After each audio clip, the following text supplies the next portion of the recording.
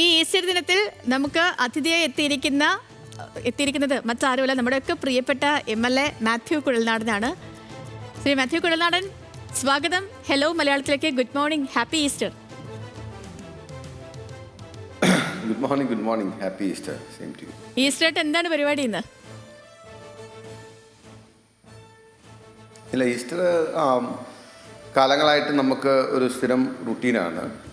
കാരണം രാവിലെ മുതൽ വീട്ടിലുണ്ടാവുക എന്നുള്ളതാണ് ഈസ്റ്റർ ദിനത്തിൻ്റെ ഒരു അൺബ്രേക്കബിൾ ആയിട്ടുള്ള റൂള് ഞങ്ങളുടെ വീട്ടിൽ. കാരണം അങ്ങനെ 2-3 ദിവസമുണ്ട് കാലത്ത് ബ്രേക്ക്ഫാസ്റ്റ് വീട്ടിലായിരിക്കും. എനിക്ക് തോന്നുന്നു ഒരു പക്ഷേ എൻ്റെ ലൈഫിൽ അങ്ങനെ ഈസ്റ്റർ ബ്രേക്ക്ഫാസ്റ്റ് മിസ് ചെയ്തിട്ടുള്ള അധികം ഈസ്റ്റർ ഉണ്ടായിട്ടില്ല എന്ന് എനിക്ക് തോന്നുന്നു. ഡൽഹിയിലായിരുന്നപ്പോഴെങ്ങാനും അപ്പോഴും ഞാൻ വരാറുണ്ടായിരുന്നു. അപ്പോൾ അതൊരു ഞങ്ങളുടെ ഒരു ട്രഡീഷണൽ കൺവെൻഷണൽ പ്രാക്ടീസാണ്. അപ്പച്ചനുണ്ടായിരുന്നപ്പോഴും അതിന് ശേഷമാണെങ്കിലും ഞങ്ങളെല്ലാവരും വീട്ടിൽ നിന്നും ബ്രേക്ക്ഫാസ്റ്റ് കഴിക്കുന്ന ഒരു രീതിയുണ്ട്. അപ്പോൾ അതുകൊണ്ട് രാവിലെ എന്താണ് ഈസ്റ്റർ ദിനത്തിൽ വീട്ടിലായിരിക്കും. ലഞ്ച് വരെ എന്നുള്ളതാണ്. പക്ഷേ ഇപ്പോൾ പിന്നെ MLA ആയതിനു ശേഷം പിന്നെ പ്രൊഫഷനൊക്കെ തുടങ്ങി തിരക്കൊക്കെ വന്നതിന് ശേഷം അത് ബ്രേക്ക്ഫാസ്റ്റിലേക്ക് മറ്റേ നേരത്തെ ലഞ്ച് കഴിയുന്നവരെ എല്ലാവരും വീട്ടിൽ നിന്നുള്ളതാണ് സാധാരണ ഇതിൽ. പക്ഷെ ഇപ്പം ഇന്ന് രാവിലെ ഈ ബ്രേക്ക്ഫാസ്റ്റിന്റെ കാര്യം പറയുമ്പോഴാണ് ഈ സാധാരണ ഈസ്റ്റർ ദിനത്തിലൊക്കെയാണ് ഭയങ്കര അടിപൊളി ബ്രേക്ക്ഫാസ്റ്റ് ഒക്കെ എല്ലായിടത്തും ഉണ്ടാവുക. അങ്ങ് ബ്രേക്ക്ഫാസ്റ്റ് കഴിച്ചായിരുന്നു. എന്തായിരുന്നു ഇന്നത്തെ സ്പെഷ്യൽ? ബ്രേക്ക്ഫാസ്റ്റ് യഥാർത്ഥത്തിൽ ഫുൾ ബ്രേക്ക്ഫാസ്റ്റിലേക്ക് പോകുന്നുള്ളൂ. ഞാനിത് കഴിഞ്ഞിട്ട് ചെല്ലാമെന്ന് പറഞ്ഞിരിക്കുകയാണ്. ഞാനൊരു ഫസ്റ്റ് റൗണ്ട്. കാരണം ഈസ്റ്ററിന് ട്രഡീഷണൽ ആയിട്ടുള്ള ചില വിഭവങ്ങൾ നമ്മുടെ വീട്ടിൽ സ്ഥിരമായിട്ടുണ്ടാകുന്ന ഒരിതുണ്ട്. അപ്പവും അതുപോലെ തന്നെ ഇഷ്ടമുള്ള ഒരുപക്ഷെ പിടിയോ അല്ലെങ്കിൽ മറ്റു നോൺ വെജ് കൂടുതലുണ്ടാവാറുള്ള ഒരു സമയമാണ്. കാരണം നമ്മളൊരു ലോങ് 50 ദിവസത്തെ നോമ്പിന് ശേഷം വരുന്നതാണല്ലോ. അപ്പോൾ എല്ലാ വിഭവങ്ങളും മിക്സ് ചെയ്ത് ഉള്ളൊരു ബ്രേക്ക്ഫാസ്റ്റ് ഉണ്ടാവും. ബ്രെഡ് ഉണ്ടാവും, അപ്പം ഉണ്ടാവും, പിന്നെ ഒരുപക്ഷെ പിടി ഉണ്ടാവും, അല്ലെങ്കിൽ അങ്ങനെ ഒരുപക്ഷെ കപ്പയിറച്ചി ഇന്ന് ഇപ്പോൾ ഉണ്ട്. അപ്പോൾ അങ്ങനെ പല പല ഐറ്റംസ് വരും. ഓക്കെ, ശ്രീ മാത്യു കുഴൽനാടൻ, നമ്മൾ ഈ വെറുതെ ഒക്കെ പറഞ്ഞിട്ടുണ്ട്. ഇപ്പം ഇപ്പോഴത്തെ ഈ ഓണത്തിനും അല്ലെങ്കിൽ തന്നെ ഈസ്റ്റർ വരുമ്പോഴും ക്രിസ്മസ് വരുമ്പോഴും ഒക്കെ നമ്മൾ പറയും ഇതൊന്നും ആയിരുന്നില്ല, പണ്ടൊക്കെ ആയിരുന്നു ഈസ്റ്റർ, പണ്ടൊക്കെ ആയിരുന്നു ക്രിസ്മസ്, അങ്ങനെയൊക്കെ നമ്മൾ വെറുതെയെങ്കിലും പറയാറുണ്ട്. അങ്ങനെയൊക്കെ അങ്ങനെ എന്തെങ്കിലും ഒരു മാറ്റം തോന്നാറുണ്ടോ മുൻപത്തെ ഈസ്റ്ററും ഇപ്പോഴത്തെ ഈസ്റ്ററും തമ്മിൽ? അത് സത്യമാണ്. അത് കാരണം നമ്മുടെ മനസ്സിൽ ഇങ്ങനെ ഈസ്റ്ററിനെ കുറിച്ച് പച്ച പിടിച്ച് നിൽക്കുന്ന ഓർമ്മകൾ നമ്മുടെ ചെറുപ്പത്തിലെ ബാല്യത്തിലെ ഉള്ളതാണ്. ഈസ്റ്ററിൻ്റെ ഏറ്റവും വലിയ ഓർമ്മ എന്താണെന്ന് ചോദിച്ചാൽ, സ്കൂളിൽ പഠിക്കുന്ന കാലത്ത് അന്ന് നമ്മൾ രാത്രി 2 മണിക്കാണ് പള്ളിയിൽ പോകുന്നത്. ഒരുപക്ഷെ എനിക്ക് തോന്നുന്നു ലൈഫിൽ ആദ്യമായി ഒരു മിഡ് നൈറ്റ് അല്ലെങ്കിൽ ആ ഒരു സമയത്ത് ഒറ്റയ്ക്ക് അല്ലെങ്കിൽ 1-2 പേര് കൂടി സാഹസികമായിട്ട് പോയിട്ടുള്ള ഒരു ഓർമ്മ ഈസ്റ്ററിൻ്റെയാണ്. കാരണം ഈസ്റ്ററിന് പള്ളിയിലേക്ക് പോകാം. വളരെ കൊച്ചുകുട്ടിയായിരിക്കുമ്പോൾ വീട്ടുകാരാരുടെയെങ്കിലും കൂടെയാണ് നമ്മൾ പോവുക. പിന്നീട് നമ്മളൊരു 10 വയസ്സ് 12 വയസ്സൊക്കെ ആകുമ്പോഴത്തേനും നമ്മളെ പള്ളിയിലേക്കാവുമ്പോൾ അന്നത്തെ ദിവസം അന്ന് പള്ളിയിലേക്ക് പോകുന്ന പല ആളുകളും ഉണ്ടാവുമല്ലോ. അപ്പോൾ ഒരുപക്ഷെ എൻ്റെ ആദ്യത്തെ നൈറ്റ് യാത്ര എന്ന് പറയുന്നത് ആ ഒരു സമയത്തുള്ള എൻ്റെ ലൈഫിലെ ഫസ്റ്റ് യാത്ര എന്ന് പറയുന്നത് അന്ന് ചിലപ്പോൾ ഒരുപക്ഷെ ആദ്യമായിട്ട് ഒറ്റയ്ക്ക് പോകുമ്പോഴുള്ള ചെറിയ പേടിയും ചെറിയ സാഹസികതയും ചെറിയ ധീരതയൊക്കെ ചേർത്ത് ഞാൻ പള്ളിയിലേക്ക് പോയത് ഓർമ്മയുണ്ട്. പുലർച്ചെ 2 മണിക്കാണ് നമ്മൾ പോകേണ്ടത്. പോയി കഴിഞ്ഞിട്ട് 6 മണിക്ക് പള്ളിയിലെ ശുശ്രൂഷകളൊക്കെ തീർന്ന് അന്നവിടെ ഈസ്റ്ററിന് ചെറിയ ഒരു നേർച്ച പോലെ ഇങ്ങനെ എന്തെങ്കിലും ഒരു ബ്രേക്ക് ചെയ്യുന്ന ബ്രേക്ക്ഫാസ്റ്റ് എന്ന് പറയാൻ പറ്റില്ല, എന്നാലും ചെറിയ എന്തെങ്കിലും ഇത് കാണും. അത് കഴിഞ്ഞ് പുലർച്ചെ രാവിലെ ഏർലി മോർണിംഗ് നമ്മൾ ഫ്രഷായിട്ട് 6 o'clock തിരിച്ച് വീട്ടിൽ വരുമ്പോഴത്തേനും എല്ലാവരും ഉണ്ടാവും. Active day. അന്ന് മുതൽ രാവിലെ മുതൽ കളി ആരംഭിക്കാൻ പറ്റുന്ന ഒരു പ്രത്യേകത. മറ്റേ നമ്മൾ സാറിന് എനിക്ക് വരുമ്പോൾ ഒരു 7-8 പിന്നെ ബ്രേക്ക്ഫാസ്റ്റൊക്കെ കഴിച്ച് വരുമ്പോഴത്തേനും ഡേ സ്റ്റാർട്ട് ചെയ്യുന്നത്. അപ്പോൾ ഏർലി ഡേ സ്റ്റാർട്ട് ചെയ്യുന്നത് അവധിയാണ്, വേനൽക്കാല അവധിയുടെ സമയമാണ്. അപ്പോൾ എനിക്കിന്നും ഓർമ്മയുണ്ട് 6:30 മണി 7 മണിക്ക് ബാറ്റും ബോളും എടുത്തിറങ്ങിയ ഒരു ഈസ്റ്റർ ദിനം എൻ്റെ മനസ്സിലുണ്ട്. കാരണം അപ്പം അന്ന് അങ്ങനത്തെ ദ ഡേ സ്റ്റാർട്ട്സ് അറ്റ് 6:37 എന്നുള്ളതാണ് ഈസ്റ്ററിൻ്റെ ഒരു അന്നത്തെ ഒരു പ്രത്യേകത. പിന്നെ എല്ലാവരും ചുറ്റും ഉണ്ടാവും. ഇപ്പം ഞങ്ങളൊക്കെ ഒരു പഴയകാല ഇത് പറഞ്ഞു കഴിഞ്ഞാൽ എന്നൊക്കെ ഭയങ്കര സ്ട്രിക്റ്റ് ആണല്ലോ. സ്ട്രിക്റ്റ് എന്ന് വെച്ചാൽ വീട്ടിലിങ്ങനെ റിലീജിയസ് ആയിട്ടുള്ള റെസ്ട്രിക്ഷൻസ് വരും. അതായത് ഞങ്ങൾ അവധി തുടങ്ങി സ്വാഭാവികമായിട്ടും ഞങ്ങളെല്ലാവരും ഉണ്ട്, കൂട്ടുകാരുണ്ട്, അല്ലെങ്കിൽ ചേട്ടനുണ്ട്, ചേട്ടന്മാർ വരും. അപ്പോൾ ഞങ്ങൾക്കന്ന് ക്രിക്കറ്റ് ഭയങ്കര ഒരു വീക്ക്നെസ്സാണ്. അപ്പോൾ ദുഃഖവെള്ളി, ദുഃഖശനി, ദുഃഖവെള്ളിയാഴ്ച വൈകുന്നേരം ഒരു ചെറിയ മഴയൊക്കെ പെയ്ത് കഴിഞ്ഞിട്ട് കഴിയുമ്പോൾ ഞങ്ങൾക്ക് അപ്പോൾ കളിക്കാനുള്ള ടെൻഡൻസി ഭയങ്കരമായിട്ടുണ്ട്. ബാറ്റും ബോളും എടുക്കുമ്പോഴത്തേനും അമ്മച്ചി പറയും ഇന്ന് ദുഃഖവെള്ളിയാഴ്ചയായിട്ടാണ് കളിക്കാൻ കയറിയിരിക്കുന്നു പറയുമ്പോൾ കളിക്കാൻ പറ്റില്ല. അപ്പോൾ ആ ഒരു റെസ്ട്രിക്ഷൻ ഉണ്ട്. പിന്നെ ദുഃഖശനിയാഴ്ചയും കളിക്കാൻ പാടില്ല എന്നുള്ളതാണ്. അങ്ങനെ നമ്മൾ അങ്ങനത്തെ കാര്യങ്ങൾക്ക് പോകാൻ പാടില്ല. പക്ഷേ ഈസ്റ്ററാണ് ഈ കെട്ട് പൊട്ടിച്ച് ഞങ്ങൾ അങ്ങനെ വിടുന്ന ഒരു ദിവസം. അത് കാലത്തെ ഏർലി മോർണിംഗ് 6:30 7 മണിക്ക് തന്നെ നമുക്ക് സ്റ്റാർട്ട്. അപ്പം പിന്നെ റെസ്ട്രിക്ഷൻ ഇല്ല. പിന്നെ അന്ന് എന്ത് കാണിച്ചാലും അമ്മച്ചി പിന്നെ അപ്പം അങ്ങനത്തെ ഒക്കെ ഉള്ളൂ. ബാല്യകാലത്തിൽ ഇങ്ങനെ ഈസ്റ്റർ എന്ന് പറയുന്നത് നമുക്കൊരെപ്പോഴും തീർച്ചയായും അങ്ങേ പറയുമ്പോൾ ഒക്കെ ഞാൻ ആ സാധനങ്ങളൊക്കെ ഇങ്ങനെ ഇമാജിൻ ചെയ്യുന്നത് കറക്റ്റ് ഇങ്ങനെ ഓരോ ചെയിൻ പോലെ പറയുമ്പോൾ നമുക്കത് കറക്റ്റായിട്ട് ഇമാജിൻ ചെയ്യാൻ പറ്റുന്നുണ്ട്. ശ്രീ മാത്യു കുഴൽനാടൻ, ഇപ്പോൾ ഈസ്റ്റർ വിശേഷങ്ങൾ അത് ഇനിയും ഒത്തിരി അങ്ങിൽ നിന്ന് കേൾക്കണമെന്നുണ്ട്. പക്ഷെ നമുക്ക് അധികം സമയമില്ലാത്തത് കൊണ്ട് ഞാൻ മറ്റ് സംഭവങ്ങളിലേക്ക് കൂടി പോവുകയാണ്. ഈ നമ്മുടെ അല്ലാതെ നമ്മൾ വാർത്തകളിലേക്കൊക്കെ വരികയാണെങ്കിൽ ഈ വിജിലൻസ് അന്വേഷണം ആവശ്യപ്പെട്ടുള്ള ഹർജി, മാസപ്പടി കേസുമായി ബന്ധപ്പെട്ടുള്ള ഹർജി തള്ളിയ സ്ഥിതിക്ക് ഇനി അങ്ങ് നിയമപോരാട്ടവുമായി മുന്നോട്ട് പോകാൻ തന്നെയാണോ തീരുമാനം? അല്ല, ഞാനത് പറഞ്ഞിരുന്നല്ലോ. ഞാൻ കേരളത്തിൻ്റെ പൊതുസമൂഹത്തോട് പറഞ്ഞൊരു കാര്യം കൂടിയാണ്. ഈ വിഷയത്തിൽ എനിക്ക് ഒരു ഉത്തമ ബോധ്യം ഉള്ള കാര്യമാണ് ഇതിൽ അഴിമതി നടന്നുവെന്നും ഇതിൽ അഴിമതിയിൽ ഇൻവോൾവായ CM മുഖ്യമന്ത്രി അടക്കമുള്ളവർ ജനങ്ങളോട് ആൻസറബിൾ ആണെന്ന്. അപ്പോൾ ഒരു പ്രതിപക്ഷം എന്ന നിലയിൽ അവരുടെ അക്കൗണ്ടബിലിറ്റി എൻഷുർ ചെയ്യാനോ അല്ലെങ്കിൽ ക്വസ്റ്റ്യൻ ചെയ്യുക എന്നുള്ളത് പ്രതിപക്ഷത്തിൻ്റെ ദൗത്യവും ഉത്തരവാദിത്വമാണ്. ഞാൻ ഏറ്റെടുത്ത ഒരു ദൗത്യവും ഉത്തരവാദിത്വമാണ്. പാർട്ടി അതിനെനിക്ക് അനുമതി തന്നിട്ടുണ്ട്. ആ നിലയ്ക്ക് ഞാൻ വേണമെങ്കിൽ എനിക്ക് അന്തരീക്ഷത്തിൽ ഈ ആരോപണങ്ങളെല്ലാം ഉന്നയിച്ച് ഈ വിഷയങ്ങളെല്ലാം ജനങ്ങളോട് പറഞ്ഞ് വേണമെങ്കിൽ ഒരു പൊളിറ്റീഷ്യൻ എന്ന നിലയിൽ അവിടെ അവസാനിപ്പിക്കാമായിരുന്നു. പക്ഷേ പലപ്പോഴും നമ്മുടെ സമൂഹത്തിൽ ഒരു ചെറിയൊരു ശതമാനം ആളുകൾക്കെങ്കിലും ഉള്ള ഒരു ധാരണ, രാഷ്ട്രീയക്കാരൊക്കെ തമ്മിൽ ഇതൊക്കെ പറയും, അങ്ങോട്ട് ഭരണപക്ഷത്തിരിക്കുമ്പോൾ അവർ അഴിമതി നടത്തും, പ്രതിപക്ഷം ആരോപിക്കും, അത് കഴിഞ്ഞിട്ട് പ്രതിപക്ഷത്തുള്ളൊരു ഭരണപക്ഷത്ത് വരും, അന്നേരം മറ്റവർ ആരോപിക്കും, ഇതങ്ങോട്ടും ഇങ്ങോട്ടും ഈ ബ്ലെയിം ഗെയിം നടക്കും. അതിനപ്പുറത്തേക്കൊന്നും സംഭവിക്കാൻ പോകുന്നില്ല. ആരും അതിൻ്റെ അകത്ത് സിൻസിയർ അല്ല എന്നൊരു തോന്നൽ ചെറിയൊരു ശതമാനം ആളുകൾക്കെങ്കിലും പലപ്പോഴും ഞാനിങ്ങനെ ഓഫാൻഡായിട്ട് ഇങ്ങനെ പറയുന്നത് ഇങ്ങനെ കേട്ടിട്ടുണ്ട്. അപ്പോൾ എൻ്റെ മനസ്സിലുണ്ടായിരുന്നു നമ്മൾ ചെയ്യുന്ന കാര്യങ്ങൾ ഒരു സത്യസന്ധമായും അല്ലെങ്കിൽ കമ്മിറ്റ്മെൻറ്റോടും കൂടി ചെയ്യുന്നുവെന്ന് ജനങ്ങൾ കൂടി ബോധ്യപ്പെടണം. നമ്മുടെ ഉള്ളിലുള്ള ബോധ്യം മാത്രമല്ലല്ലോ.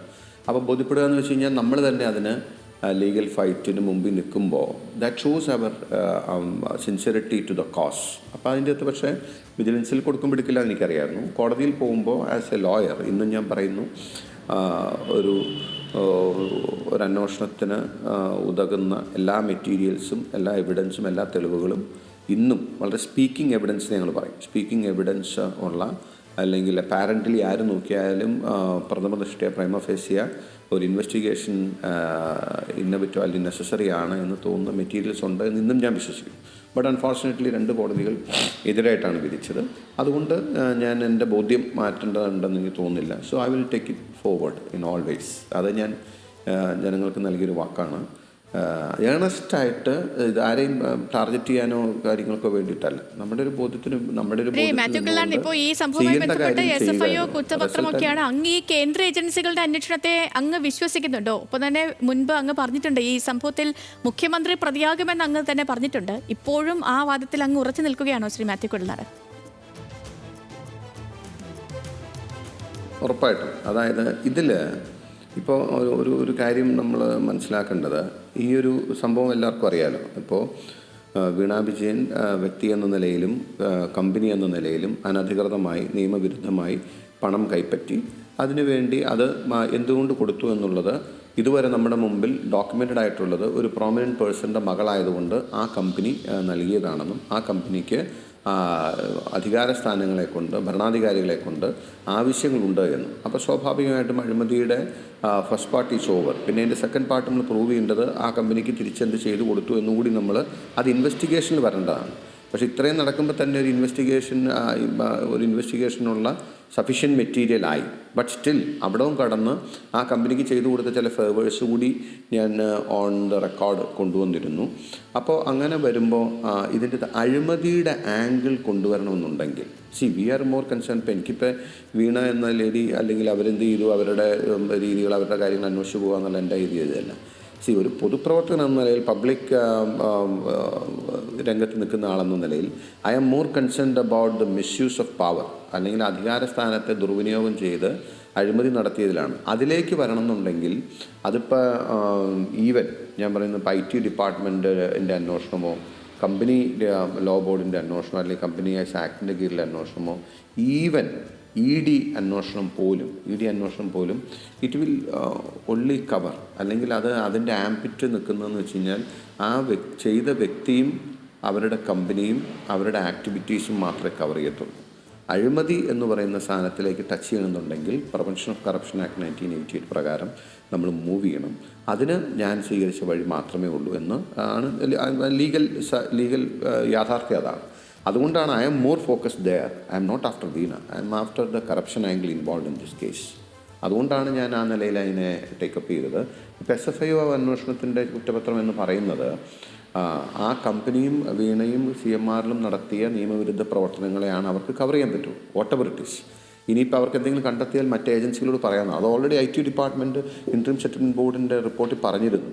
ഇത് പ്രിവെൻഷൻ ഓഫ് കറപ്ഷൻ ആക്ട് പ്രകാരം അന്വേഷിക്കേണ്ട വസ്തുതകൾ ഇതിലുണ്ട് എന്ന് അവർ തന്നെ ഒബ്സർവ് ചെയ്തിരുന്നു. So that it self is sufficient for an investigation. But unfortunately നമ്മൾ വിചാരിച്ച വരെയല്ല കോടതികൾ അതിനെ സമീപിച്ചത്. അതുകൊണ്ട് പക്ഷേ അതെന്നെ തളർത്തത്തില്ല. എനിക്ക് എൻ്റെ ബോധ്യത്തിൽ നിന്നുകൊണ്ട് ഞാൻ ഈ പോരാട്ടം മുന്നോട്ട് കൊണ്ടുപോകും. ശരി, ശ്രീ മാത്യു കുഴൽനാടൻ, മറ്റ് വിഷയങ്ങളിലേക്ക് വന്നാൽ ഈ KK രാഗേഷിനെതിരായ ദിവ്യ സയ്യറിൻ്റെ ഫേസ്ബുക്ക് പോസ്റ്റ് ഒരു വലിയ വിവാദമായി തന്നെ നിലനിൽക്കുകയാണ്. കഴിഞ്ഞ ദിവസത്തെ PJ കുര്യൻ്റെ പ്രസ്താവനയുണ്ട്, കണ്ണൂർ യൂത്ത് കോൺഗ്രസിൻ്റെ പരാതി നിൽക്കുന്നുണ്ട്. ഈ ഒരു വിഷയത്തിൽ അങ്ങയുടെ പ്രതികരണം എന്താണ്? ഞാൻ ആക്ച്വലി എൻ്റെ ഓണസ്റ്റായിട്ടുള്ള ഒരു പ്രതികരണം എന്ന് വെച്ച് കഴിഞ്ഞാൽ ദിവ്യയ്ക്ക് അത് ഒഴിവാക്കാമായിരുന്നു. ദിവ്യയുടെ അവരുടെ വഹിക്കുന്നൊരു പദവിയും അവരുടെ ഒരു സ്റ്റേച്ചറും ഒക്കെ വെച്ചിട്ട് തീർച്ചയായിട്ടും ഒഴിവാക്കേണ്ട ഒരു പരാമർശമായിരുന്നു എന്ന് തന്നെയാണ് എൻ്റെ അഭിപ്രായം. But at the same time അങ്ങനെ ഒരു അഭിപ്രായം പറഞ്ഞതിൻ്റെ പേരിൽ അവരെ വേട്ടയാടുന്നതിനോടും എനിക്കൊട്ടും യോജിപ്പില്ല. കാരണം വ്യക്തികൾ നമുക്കിപ്പോൾ എല്ലാവർക്കും എല്ലാവരുടേതുമായ രീതിയും ശൈലിയൊക്കെ അല്ലേ. എല്ലാവരെയും അങ്ങനെ ഒരു കറക്റ്റായിട്ടൊരു ബ്രാക്കറ്റിൽ അങ്ങനെ ഒരു ഫ്രെയിം വർക്കിൽ കൊള്ളിച്ച് കറക്റ്റ് ചെയ്ത് ഒരാൾ ഇങ്ങനെ ചെയ്യാമുള്ളൂ അങ്ങനെ ചെയ്യാമുള്ളൂ എന്ന് നമുക്ക് വ്യക്തി സ്വാതന്ത്ര്യത്തെ ലിമിറ്റ് ചെയ്യാവുന്നതിനൊരു പരിമിതിയുണ്ട്. ദിവ്യ ഞങ്ങളെപ്പോലുള്ളവർ അഭിപ്രായം പറയുന്നത് പോലും, ദിവ്യ അത് ഒഴിവാക്കേണ്ടതായിരുന്നു എന്ന് പറയുന്നത് പോലും, ദിവ്യയുടെ ഭർത്താവ് ഞങ്ങളുടെ ഫാമിലിയിൽപ്പെട്ട അല്ലെങ്കിൽ ഞങ്ങളുടെ കോൺഗ്രസ്സിൽ വന്ന ഒരു പ്രധാനപ്പെട്ട യുവജന നേതാവാണ്. അദ്ദേഹത്തിൻ്റെ ഭാര്യയായിരിക്കുമ്പോൾ ഉണ്ടാകുന്ന ഒരു രാഷ്ട്രീയ മാനം അതിന് കൂടുതലുണ്ട്. ഒരു സാധാരണ IAS കാരി എന്ന നിലയിൽ മാത്രം അവർ സമൂഹത്തിൽ അറിയപ്പെടുകയോ അല്ലെങ്കിൽ പ്രവർത്തിക്കുകയോ ചെയ്യുന്ന സമയത്ത് അതിൻ്റെ അകത്തൊരു എന്താ പറയുന്നത് ഒരു പ്രൊപ്രൈറ്റി കുറവുണ്ട് എന്ന് വേണമെങ്കിൽ പറഞ്ഞത് അവിടെ അവസാനിപ്പിക്കും. പക്ഷേ കോൺഗ്രസ്സിലെ ഒരു പ്രധാനപ്പെട്ട യുവജന നേതാവിൻ്റെ ഭാര്യയായിരിക്കുമ്പോൾ അവരത് ആ നിലയിലുള്ളൊരു പ്രതികരണം നടത്തുമ്പോൾ അതിൻ്റെ മാനങ്ങൾ വേറെയാണ് എന്നത് അവർ ചിന്തിക്കേണ്ടതായിരുന്നു. ഒരു മന്ത്രിയോ അല്ലെങ്കിൽ മന്ത്രിയുടെ പ്രവർത്തനങ്ങളെയോ അല്ലെങ്കിൽ മുഖ്യമന്ത്രിയുടെ പ്രവർത്തനങ്ങളെയോ നമ്മൾ അവരോടൊപ്പം പ്രവർത്തിച്ച അനുഭവത്തിൽ നിന്നും അതിനെ അഭിനന്ദിക്കുകയോ അല്ലെങ്കിൽ അതിനെ പ്രകീർത്തിക്കുകയോ ചെയ്യുന്നത് പോലെയല്ല ഈ ഒരു പരാമർശം ഉണ്ടായിരുന്നു. അതുകൊണ്ട് അത് ഒഴിവാക്കാമായിരുന്നു. അവരെ വേട്ടയാടേണ്ടത് ഇല്ല എന്നുള്ളത് തന്നെയാണ് എൻ്റെ അഭിപ്രായം. ഓക്കെ, ഇപ്പം സമ്മേളനമൊക്കെ കഴിഞ്ഞു, കോൺഗ്രസ് പാർട്ടിയിൽ കഴിഞ്ഞു. പക്ഷേ പുനഃസംഘടന വരുമെന്ന് കേൾക്കുന്നു. ഇനിയും പുനഃസംഘടന ഉണ്ടായിട്ടില്ല. അപ്പോൾ ഈ തിരഞ്ഞെടുപ്പിനെ നേരിടാൻ ഒരുങ്ങുകയാണ്. കാരണം ഈ വർഷം പാർട്ടിയെ സംബന്ധിച്ച്, അതായത് അടുത്ത തിരഞ്ഞെടുപ്പ് പാർട്ടിയെ സംബന്ധിച്ച് വളരെ നിർണായകവുമാണ്. അപ്പോൾ ഇങ്ങനെ പുനഃസംഘടന ഇല്ലാതെ പോകുന്നത് ഏതെങ്കിലും തരത്തിൽ തിരിച്ചടിയാകുമെന്ന് അങ്ങ് കരുതുന്നുണ്ടോ? അല്ല, പുനഃസംഘടന മാത്രമാണ് ഒരു ഉത്തരം എന്നുള്ള നിലയിൽ കോൺഗ്രസ് അതിനെ വിലയിരുത്തിയെന്ന് എനിക്ക് തോന്നുന്നില്ല. ഇപ്പോൾ തെരഞ്ഞെടുപ്പ് ജയിക്കാൻ വേണ്ട അല്ലെങ്കിൽ 2026 വേണ്ട പ്രിപ്പറേഷൻസ് ഞങ്ങൾ നടത്തുമ്പോൾ അതിലേറ്റവും പ്രൈം ഫോക്കസ് കൊടുക്കുന്ന 2025 പഞ്ചായത്ത് തദ്ദേശ സ്വയംഭരണ സ്ഥാപനങ്ങളൊക്കെ തിരഞ്ഞെടുപ്പാണ്. കാരണം അത് പ്രവർത്തകരുടെ തിരഞ്ഞെടുപ്പാണ്. എന്ന് വെച്ചാൽ താഴെത്തട്ടിലെ നേതാക്കന്മാരും പ്രവർത്തകരും മത്സരിക്കുകയും ജയിച്ചു വരികയും ചെയ്യേണ്ടതാണ്.